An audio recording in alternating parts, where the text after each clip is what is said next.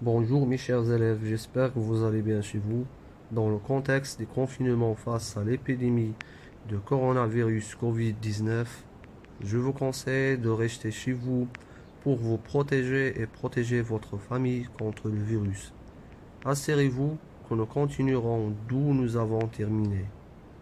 Aujourd'hui, nous allons voir une nouvelle leçon sur les registres de langue, appelés également les niveaux de langue. Intitulé Employer correctement les registres de langue, familiers et courants, qui figurent au manuel page 152. Voyons les objectifs de notre leçon. Reconnaître le registre de la langue adoptée, savoir employer correctement chaque registre. Avant de commencer, les registres de langue, c'est quoi? Ce sont des manières différentes pour s'exprimer en langue française. Ajoutons à ceci que ce sont des changements qui s'opèrent au niveau oral et écrit de la langue et leur choix d'utilisation dépend du contexte. Alors, un registre de langue ou un niveau de langue est un mode d'expression adapté à une situation d'énonciation particulière qui détermine notamment certains choix lexicaux et syntaxiques ainsi qu'un certain temps. En français, il existe 3 niveaux de langue.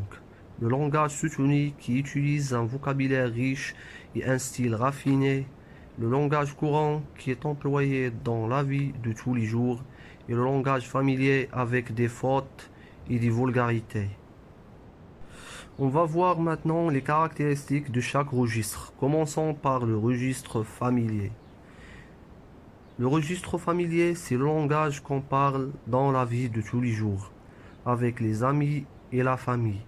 Il se caractérise par l'absence des règles grammaticales et syntaxiques, par l'existence de beaucoup d'abréviations, ou dans toute relation d'égal à égal, quand on peut prendre une certaine liberté dans ses propos. Ajoutons à ceci que de nombreuses structures de phrases dans le langage familier ne sont pas correctes et sont gardées entre guillemets.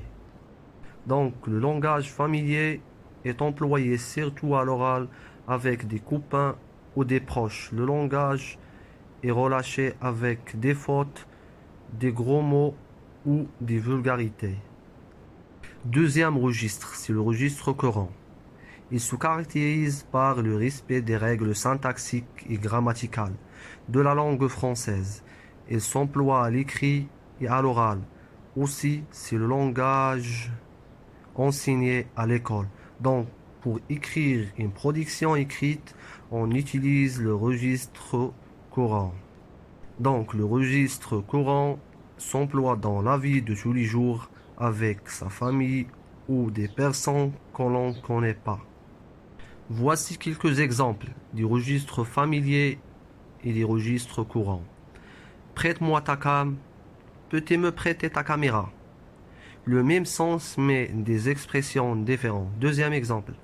Il crèche dans une super baraque. Il vit dans une très belle maison. Troisième exemple. Bagnole, voiture. Comme je viens de dire, ça garde le même sens, la même signification, mais le choix des expressions est différent. Enfin, mes chers élèves, je vous invite à écrire ces traces écrites ainsi que je retiens. Il y a 3 registres de langue. Familier, utilisé avec les amis. La famille comporte des fautes et des abréviations. Le registre courant, le langage utilisé avec les personnes qu'on respecte, il est correct. Et le registre soutenu, c'est le registre de politesse, il contient 2 mots difficiles. Enfin, mes chers élèves, je vous invite à rester chez vous